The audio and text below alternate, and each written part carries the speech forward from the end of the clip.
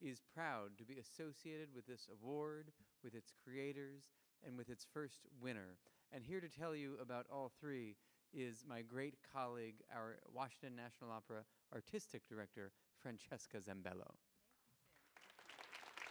Thank you. Thank you, everybody. Thank you so much for being here, and thank you, Tim. As Tim said, we are so excited about this. Just a quick word about the genesis of how we got here tonight.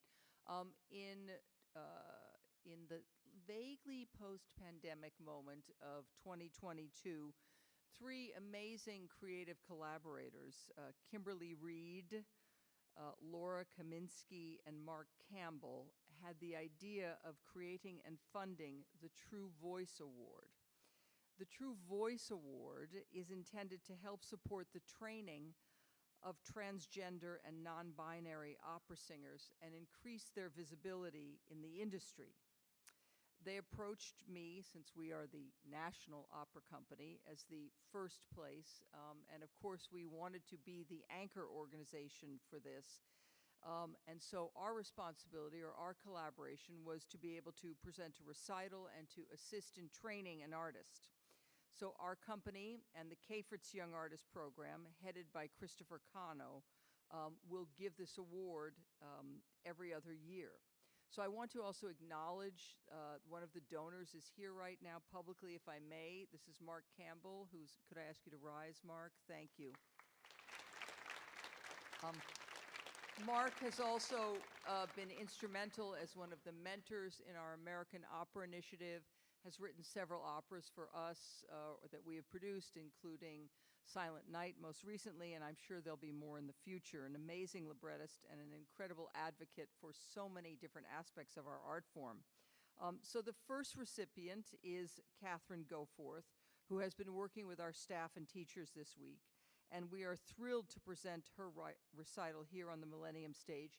She will be accompanied by Chris Cano, who is the director of the Cafritz Young Artists program and also the American Opera Initiative.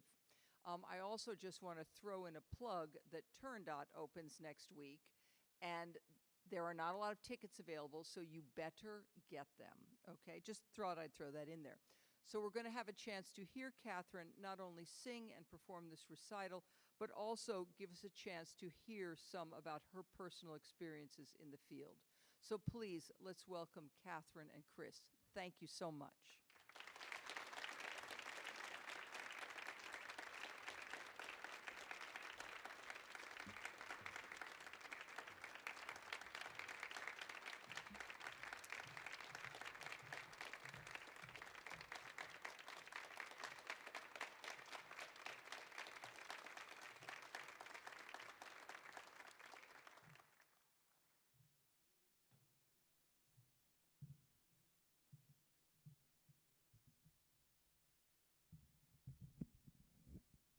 Hi, I'm going to be kind of going back and forth between talking and singing tonight. I just wanted to say something about this first set of songs. The reason I'm programming them, when Wagner published the songs, the poet was not known. It was like there's this whole history of that. But what's important to me is what he called them was 5 Gedichte für eine Frauenstimme, which in German means 5 poems for a woman's voice. He didn't say for a soprano, he didn't say for a mezzo, he didn't say for a contralto, but he said for a woman's voice.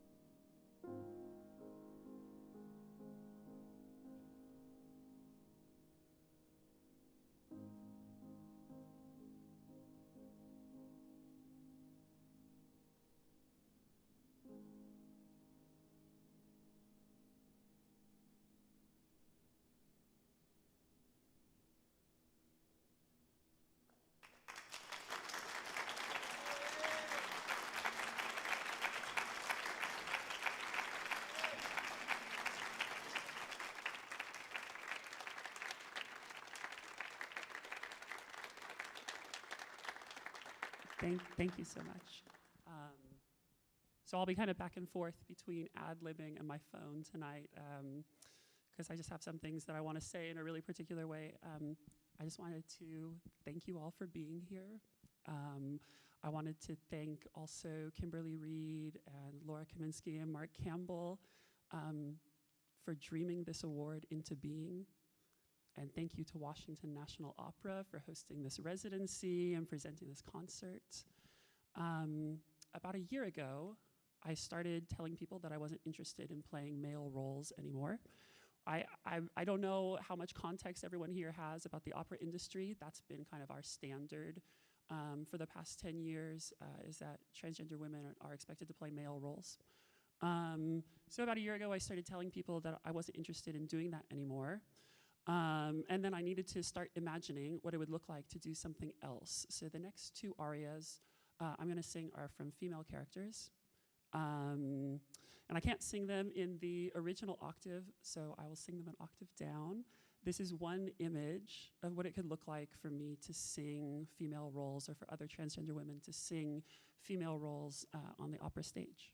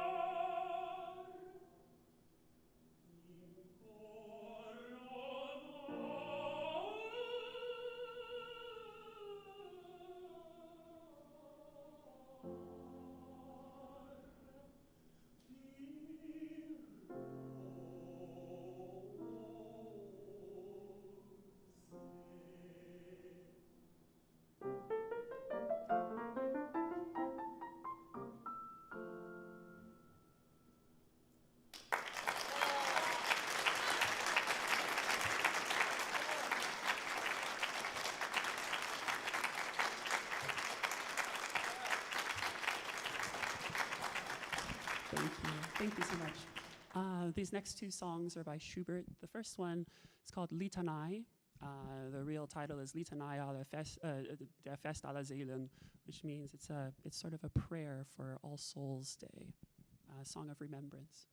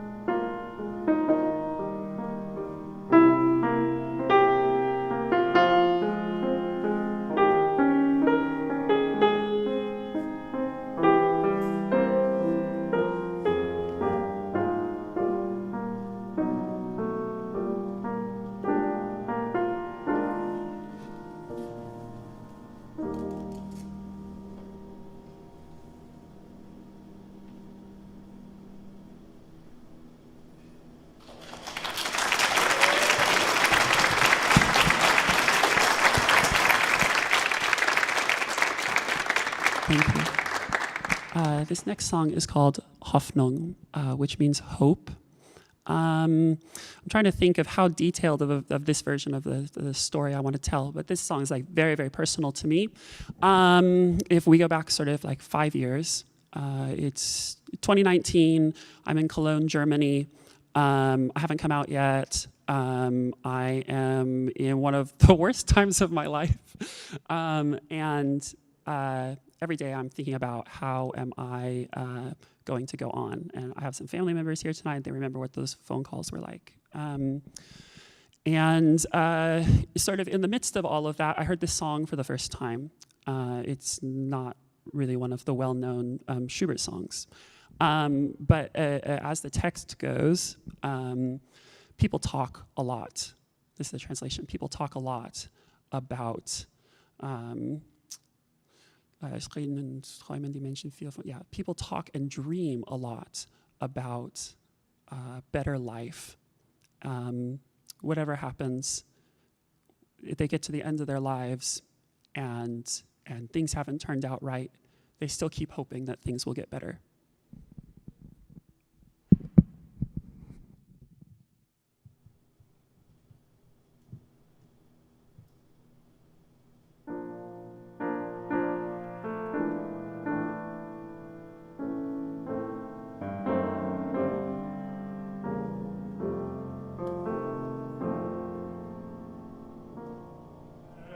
Frieden und Träume, die Menschen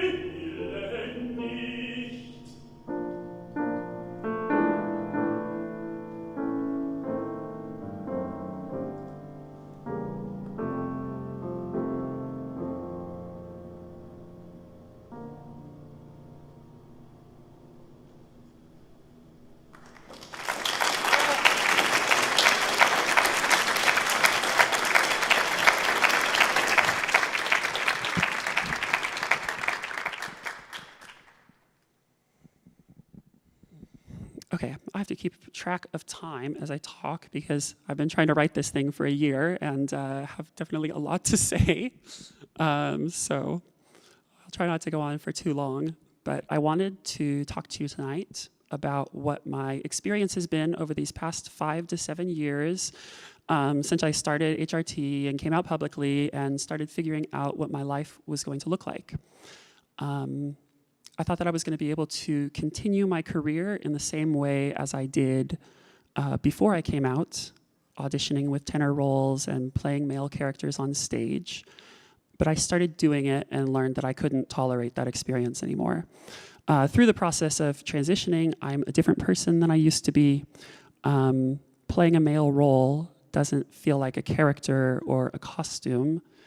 And it didn't then either. After several years of working on my self-actualization and figuring out who I wanted to be and how I wanted to live my life, it felt like going to opera rehearsal was like going back into my past, and nothing had changed in my life. And I was giving others permission to treat me like someone that I'm not. Many queer opera singers come out publicly and say, in my next performance, I felt free, I could sing differently than I had before. I didn't have that experience. I felt how painful it was for me to play these roles, and I started to understand that I wouldn't be able to move my life forward if I had to show up at work as a man. When I get offers for tenor roles these days, I think about how it would feel to walk on stage and how my body would look and what the piece I've been invited to sing would signify and how it would require me to compromise myself. I feel afraid, I feel sick, and I feel like I don't want to do it. One of the reasons I take this so personally is because by the time I got to grad school, which was about 10 years ago, I was already privately identifying as non-binary, and I knew what I wanted my life to be like, but I was terrified of what would happen if people found out and knew that I wasn't cis. So when I got to New York, instead of it being like this free place where everyone was being themselves, it was like no one at school who was visibly queer or whose gender presentation fell outside of conservative gender norms was getting cast in opera roles. And I was in New York because I wanted to have this career. So I was like, then I need to conform. And I had this idea that if I played along, then someday when I had career security and I had some money, I would feel safe enough to live the life that I wanted to live. And then, of course, that day never came. And I just had to decide to do it anyways. I'm standing here with the knowledge that I'm on this stage because of that decision to postpone transitioning. Passing as a cis person and performing cis roles is what gave me access to education, to performances, to a young artist program. And I'm also standing here with the knowledge that I will be living with the consequences of that choice for the rest of my life.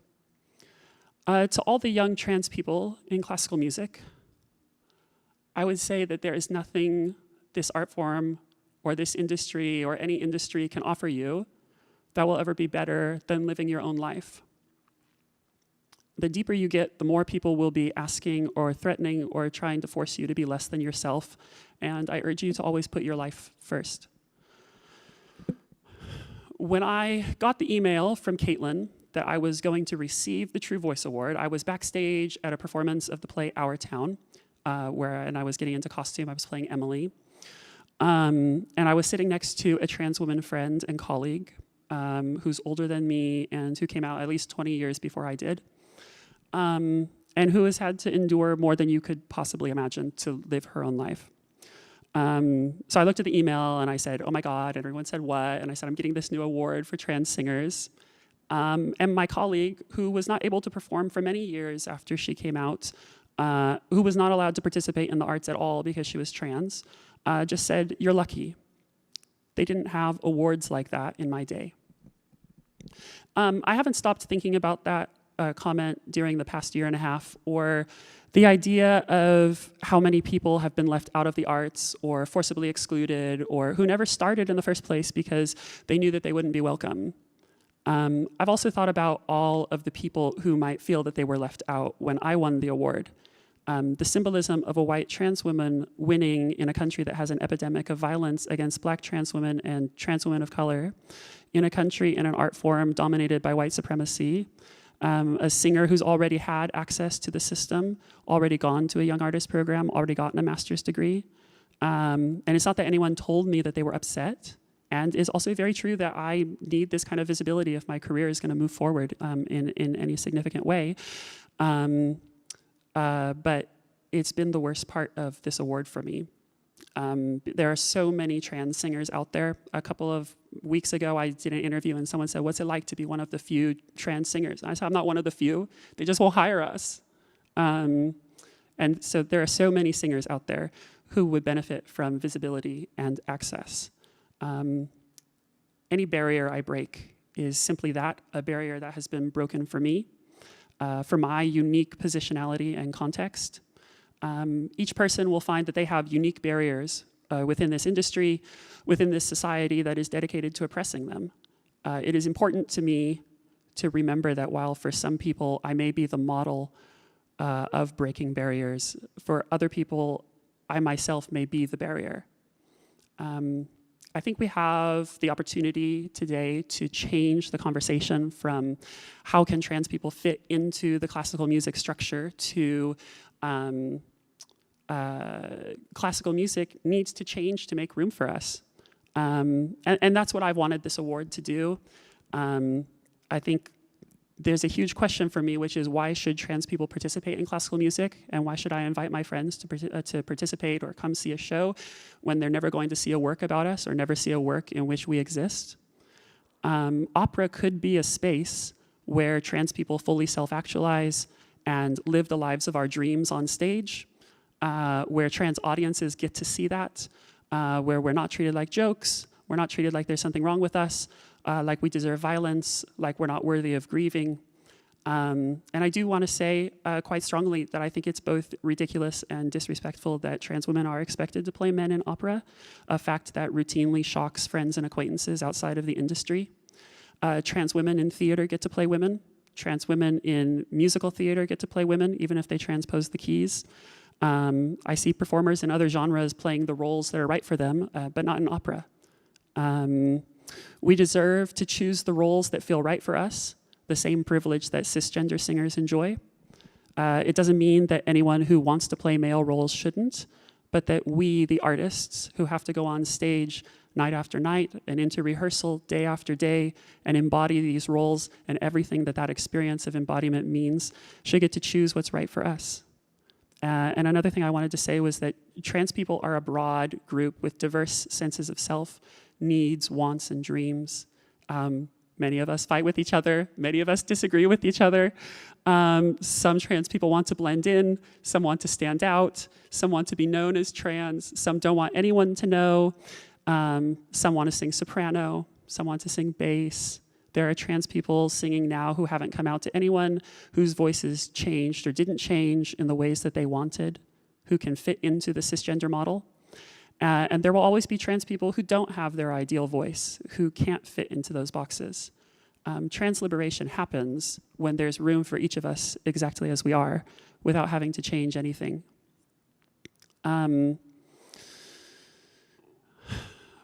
I really want to talk about the experience of my friends and colleagues. I have a little bit more to say on this topic because I just want to share. Many of us have already been in these kinds of spaces, whether we went to conservatory or we went to a young artist program. And the reason our careers aren't moving forward is because of how the industry treats us. We need to be seen as capable artists that companies will build productions for in the same way that they do for cisgender performers and artists. I can't tell you how many times I've had to see an opera company has created a new role or created a new thing for a cisgender singer to play across gender, or they created a trans character for a cisgender person to play or something like that, when we are all here needing work.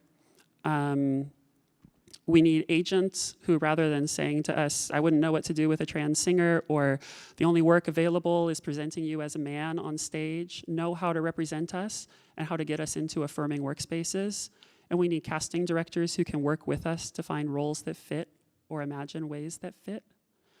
People that work in presenting organizations, when I share this with them, often say, well, I don't have the power to do anything about that. And I wanted to disagree with that because all of us always have the power to disagree with dominant narratives and to say what we believe in, even if it's within the context of your workplace. You can speak up in a staff meeting, or you can tell someone what your real idea is, you can tell someone what you really think. And if you learn, or even already know, that your real voice isn't welcome in that space, you may decide that it's not the place that you should be working. Whether you work in opera or some other space, I want you to claim your power. And I also want to say very loudly in this space, and this is an example of how we can claim our power, to protect Black trans women and protect trans people of color, and that's an invitation to interrogate your actions. Because whatever oppression you experience, you have the power to think about what you're doing and how you're participating in racialized transmisogyny and transphobia. And you have the power to stop when you're participating in it, which means that we can choose actions that protect Black trans women, that protect trans people of color every day with each action we choose. Opera doesn't have a transphobia problem because a few people have a mixed up mindset that can be corrected with a few DEI classes. Opera is transphobic because it comes from the transphobic cultures of Europe. And it can only stop being transphobic when it's built from the ground up to be a trans-loving system, when it's no longer paid for by funders or made for audiences who are devoted to images of imperialist, white supremacist, cis heteronormativity, regardless of the actors on stage. And I know I'm running a little long, so I'm just going to share one more anecdote. I wore this dress on purpose because I just finished a production of La Traviata. I was in Bend, Oregon, and this is the costume that I wore for the second scene of Act 2. And we portrayed Alfredo as a trans woman, and we portrayed like that the problem in their relationship between Alfredo and Germain is that Germain's not supportive of her transitioning. And I just wanted to like show that visual because it was really that easy to be inclusive in the context of that production. I've done productions like that where we change the text. I've done productions where we don't change the text. All I really need is people to use she, her pronouns for me when they refer to me in English, and to have some kind of costume that doesn't make me feel horrible to wear. I want to thank everyone one more time, especially Laura and Mark and Kim, for encouraging me not to wait until I felt safe to start thinking about what kind of work I really want to do.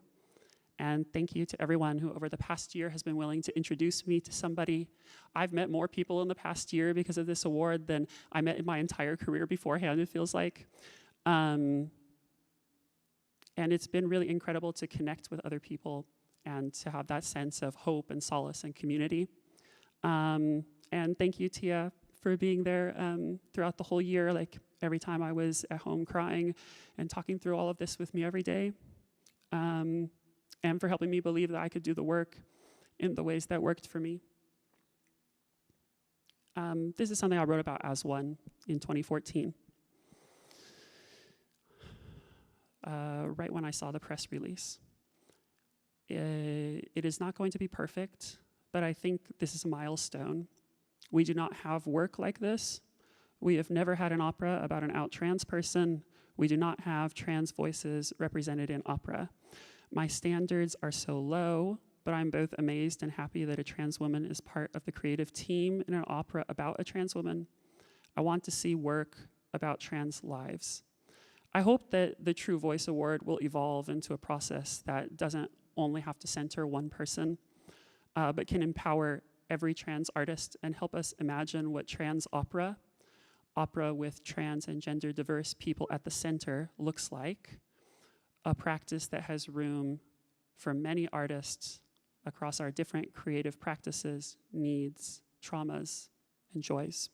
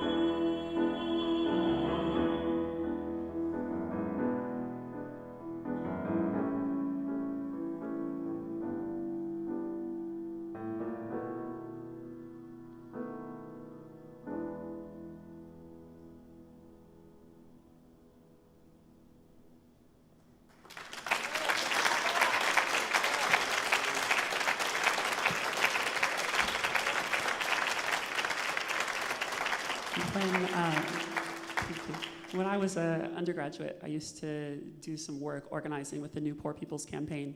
I'm just going to finish this with one of my favorite songs that we used to sing at events there.